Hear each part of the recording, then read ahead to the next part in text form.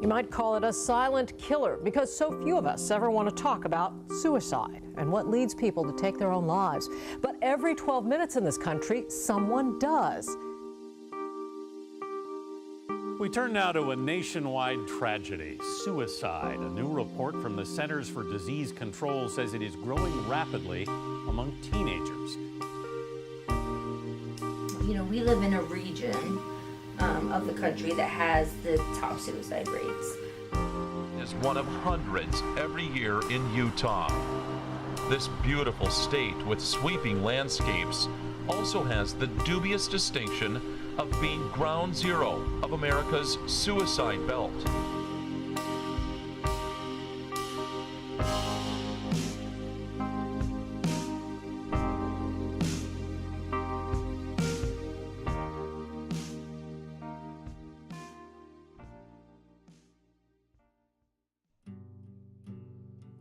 Utah, arguably one of the best places to live, with the beautiful mountains in our backyard and desert playground down south. Utah draws people from all over. If you ask people living in Utah if they like living here, they will say they love it. So why is it that Utah has such a high rate of suicide? According to the Utah Department of Health, the rate of suicide has been rising since 2011, with an average of 557 Utahns dying from suicide each year, a majority of them being teens.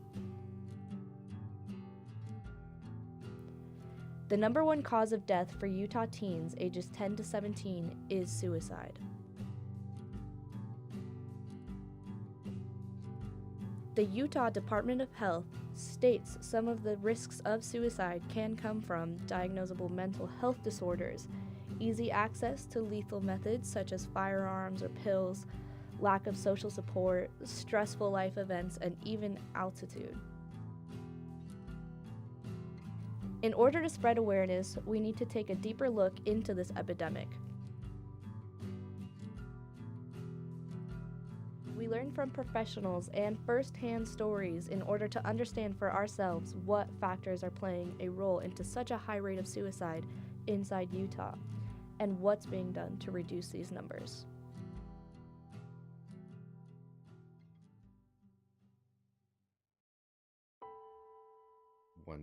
One day I got real down. Mom was yelling at me. I found a way to barricade the door shut without them ever knowing, obviously. It's a rough day at school. Didn't feel like anyone liked me. And I'd had my fill. I didn't want any more of what I was experiencing. And so I grabbed one of my knives and just sat at the edge of my bed and cried, thinking about how I was going to do this. And I mainly wanted to do it for two reasons. Probably the main one was to just end the pain, just to get rid of the issue, because clearly I can't change my mother. I can't change any other family member. I can only change my own situation. And that seemed like the best opportunity at the time. So, that was the primary reason. The secondary reason was I felt like my mother obviously didn't listen to me. She obviously didn't know what she was doing to me, and she didn't want to know. And I mainly felt like this was the best way to deliver the message. And it's a terrible thing to say, but that's the way it felt. Fortunately, I'm not sure if I was too scared or what. My dad came home early that day and called for me downstairs, having no idea what I was doing, what I wanted to do. And so I just put everything back where it was and went downstairs and greeted him, and as if nothing had happened. And my parents never knew that story. They still don't know that story.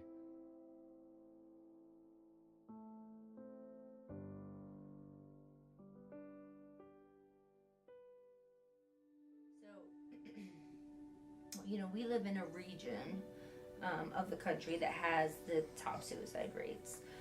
So we really have tried to shift from looking at it as only, we do want to look at what's going on in Utah and in smaller communities that are sort of hotspots for, problems that are even, bigger than the states generally. But we also want to pay attention regionally what's going on. We're pretty rural in general, outside of, most of our population does live in sort of a urban along the Wasatch Front, but so for our populations that are rural, it's very rural, and that can be tricky both logistically, like accessing care, like it's an hour away. Specialty care is even farther, but also there can be some cultural things in small towns where, everybody knows everything that's going on, or there's one mental health center in town, and if you go park your car out front of that, everyone's going to know you're there. Some of those things, some stigma related stuff. We generally don't fund services as high a rate. So if you look at like per person spending on mental health services in New York, it's going to be much higher. Their suicide rate's much lower. So there might be some explanation there. The firearm question is an interesting one, because if you really look across the country, rates of suicide vary quite a bit. So like compared to the lowest rate state, we're going to be over triple their rate. That's a big difference in sort of mortality rates. But that's primarily driven by, if you look at all other methods besides firearms, it's pretty even. And then once you add in firearms, the states with high rates of firearm ownership tend to have higher rates. They are it is our firearm safety issue. Over like 85% of gun deaths are suicides in Utah, so that's something we have to pay attention to. It appears that the Rocky Mountain region has the highest amount of suicide rates in the country.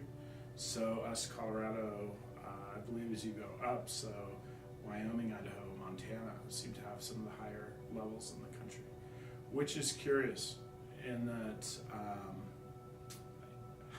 I think if any of us knew the root of why that is, then that would be, we'd be able to hopefully get in the way of those type of numbers. But so as a whole, I think our state we're really challenged.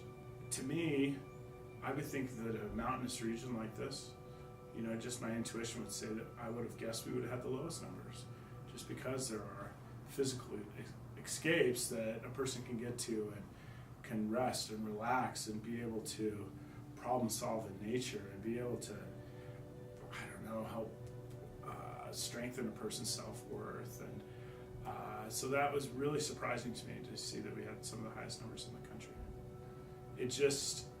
We're now dealing with issues that maybe ourselves when we were in high school, or our parents and grandparents, that these are that is a new challenge. There have always been bullying issues in high school, always, and there's always been, interaction that can be seen as negative amongst students in high school or students and parents or wherever. But I think it's just a little bit different now, and I think that when we look at cyberbullying, that we're all trying to adapt and be able to get our, to be able to have our positive influence be an X factor in there. Because, most parents will look at this and say, back in my day, it was bullying happened face to face, and, there were arguments between people, but it was typically one-on-one. Where now, a kid could send it out to 1,000 people, 100,000 people, some type of social, negative social interaction between two people. So it brings what used to be private conflict to, very public. I think when we have our changing seasons and it gets so dark so early in the winter time, I think that can just make people feel down and depressed. And I think too, as a state, we have this this perception that everything is great and wonderful and fine and happy and perfect. And when students don't live up to that, or people in general, then I think they first say, well, what's wrong with me? Why is why is this happening to me? I must not be good enough. I must not be there must be something wrong with me. And so I think that also contributes to people being less forgiving of themselves. You know, no principal wants to go through the death of a student. And anytime there's a death, it's hard, and it's especially hard when it's a student taking their own life.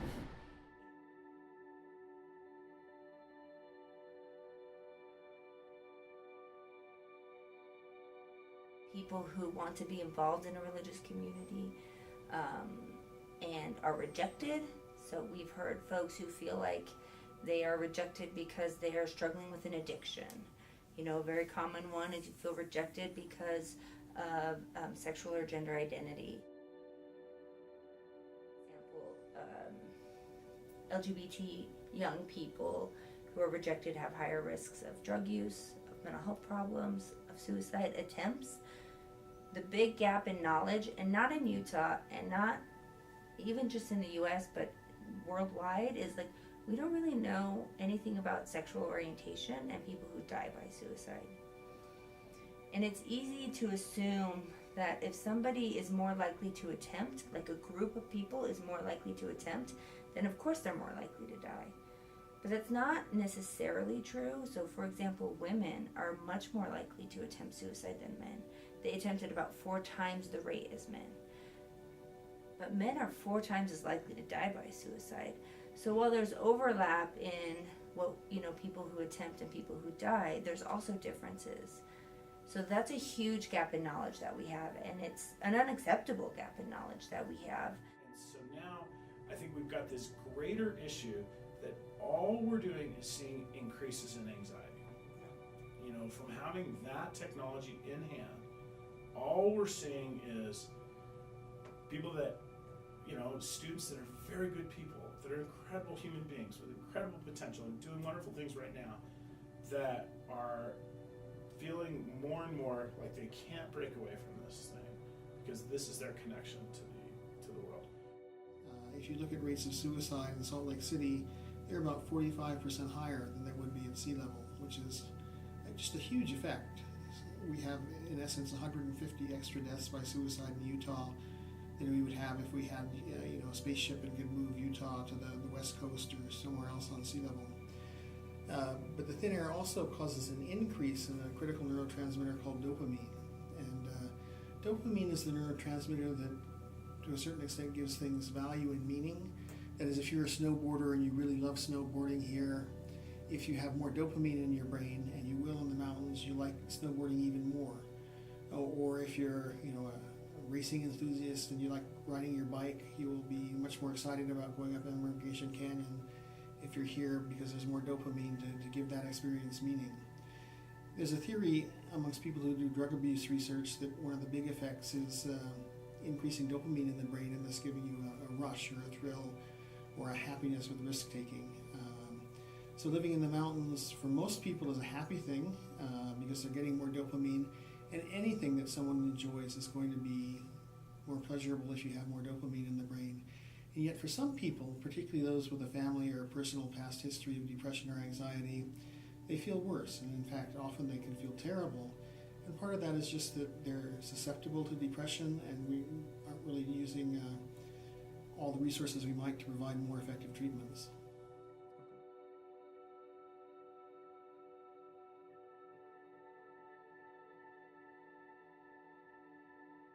Well, what the literature would say is there's, everything in life, whether it's diabetes, asthma, high blood pressure, or depression and suicidal ideation, is kind of a gene-environment interaction. So there's a vulnerability that you inherit from your family members, but negative life events, for example, poverty as a young person, or especially being sexually or physically abused as a young person, the more events that you have accrued in your life history, the more likely you are to A, become depressed, and B, possibly harm yourself. So made a plan, 15%. And if you could think about it, is having suicidal thoughts and having a plan as to how you're going to do it a potentially fatal medical situation, I would say, yeah. Well, don't you think if 14.6% of 9th through 12th graders had leukemia last year, there would be panic in the streets and it would be a national emergency.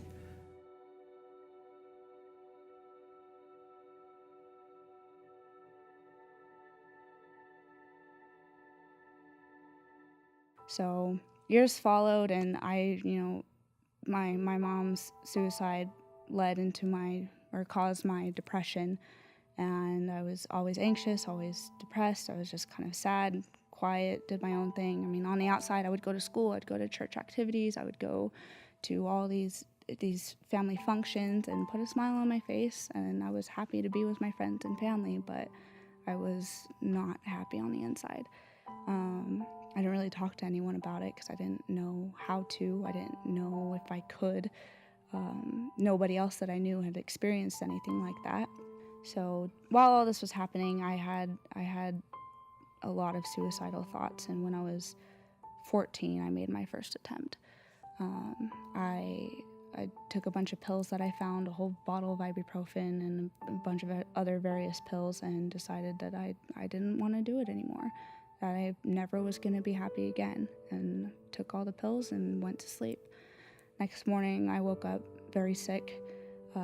I was so scared that she would find out and that anyone else would find out, so I cleaned everything up, drank a bunch of water, just kind of tried to go back to sleep when I was really, really sick and not feeling good.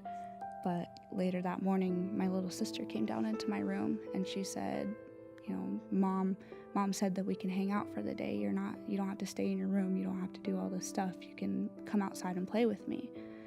And, in hindsight now, looking back at that, if I were successful in my attempt, what my sister would have came down to, what she would have experienced, makes me realize the impact of suicide on other people.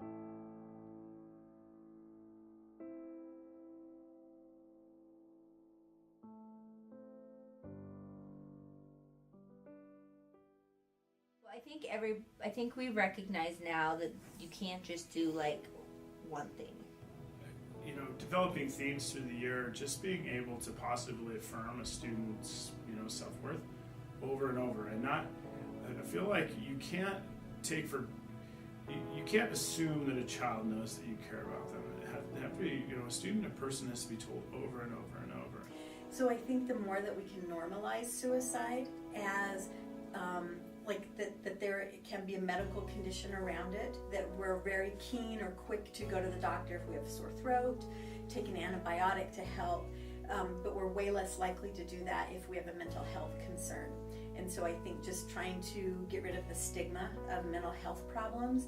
I don't know what the exact statistic is, but I know that a majority of students who do complete suicide have an underlying mental health problem that maybe they've been trying to deal with on their own, but just haven't been able to. Yeah, you don't ever see on social media that someone's struggling with something. Or so it's easy to feel like I'm the only one going through this.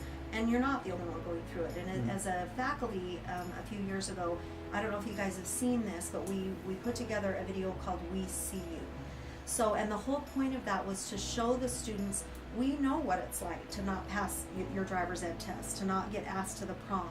Things that are a big deal when you're a teenager, to not get accepted into the college that you wanted to, or some of these things. Those are hard things, but you can get over it, or you can do it. So the idea of resiliency is something that we've talked about a lot, that we got to learn how to get through hard things. Hard things are going to happen in your life. You're going to fall in love with someone that doesn't love you back. You're going to apply for a job that you don't get. And we got to learn how to deal with those kinds of things. The great news about this is that if you know that this exists, that is, you can have changes in your mood at altitude, you can watch out for them. You can have your friends watch out for them. This will go away, and we can treat it. Sometimes the treatments we use have to be different for people who live in altitude, but we're getting better and better at understanding what causes these symptoms and therefore preventing them. And if we could, take the small minority of people who move to Utah and who, don't feel well and improve the quality of their lives, well, then maybe we could, pass Hawaii and become the #1 state in the country for personal happiness of the residents. one of the themes that we've had is this idea that everybody plays a role in suicide prevention, and it takes everyone. And where I think we've done a disservice is we haven't sort of gone beyond that and said individually, like, well, what's your role? And what's your, and sort of define those for folks. So I would say broadly, one of the first things is that it's your role, whoever you are, to become educated. So to know what the warning signs are, to know what to look for, to be comfortable asking people the question, are you having thoughts of suicide? And then to know, to be willing to listen and be present in other people's pain, and then get them to help. So that's something everybody should be able to do. That's your role. That's one of your roles. The other role that you have is you need to believe that suicide is preventable. You need to believe that somebody can go sort of to some of the darkest places that humans go to, this idea of really going against everything that's human nature, which is around staying alive and thinking about taking their own life, and that there's opportunity until the very, very, very, very, very last second to do something different. So if you don't believe in suicide prevention, if you don't believe that people can be helped, if you don't believe that you can be helped, then we're gonna, I think, be having the same conversation about why the problem is getting worse over and over again. And I think that that's one of my roles. I think that's one of our coalition's roles, is that, we can convince people with data, logically in their heads that this is preventable. But I think it's now time to really capture, people's hearts. And one of the ways that my heart, was able to be captured is that I talk to people about it. I get to hear, because I'm open, I'm safe, I'm willing to have these conversations, I get to hear the most amazing stories for people who have been in the darkest of places and climbed their way out. And they have to do it themselves. But the stories of recovery are so beautiful and touching, and they're everywhere. Like, they're everywhere. One of the, we look at last year, over 5,000 people went to an emergency department for a suicide attempt. And we know statistically, in their whole lifetime, all of those people, 9 out of 10 of them will never die by suicide.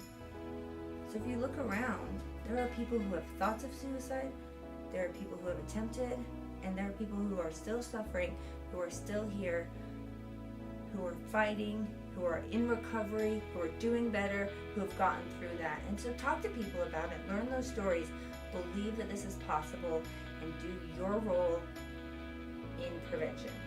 Because it's not something that, we can sort of do on our own. It takes everybody.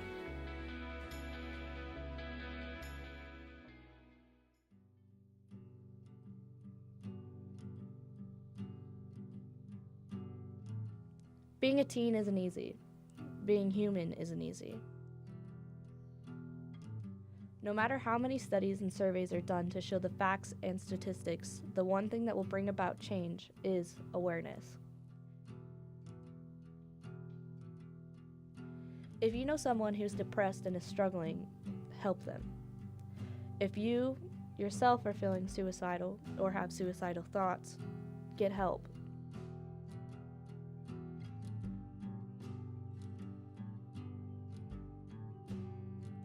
Talk to your parents, a counselor at your school, or even one of the many professional prevention organizations. These people are all here for you and can help you. You're not alone.